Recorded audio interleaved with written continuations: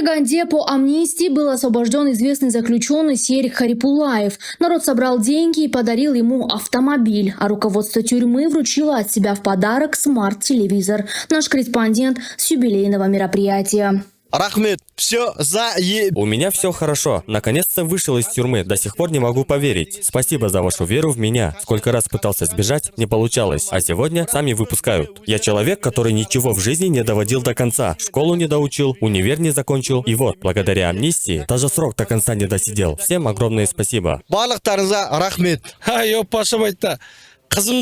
Волнуюсь, как будто дочь выдаю замуж. Харипулаев попал к нам, когда я только молодой пришел на работу. Сел за кражу курицы на 3 месяца, но из-за постоянных побегов насобирал сроков и отсидел в итоге 15 лет. Сегодня радостный день. Выходит из тюрьмы. Народ собрал деньги и подарил машину. От тюрьмы подарили смарт-ТВ. Внутри его любимый Кинопоиск. Там и Лига чемпионов, и комедии, и обычные телеканалы, и фильмы.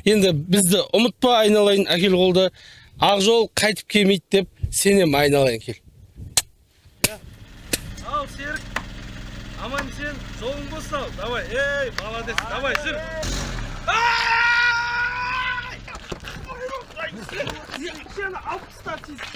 Машина алып тастады, мен саған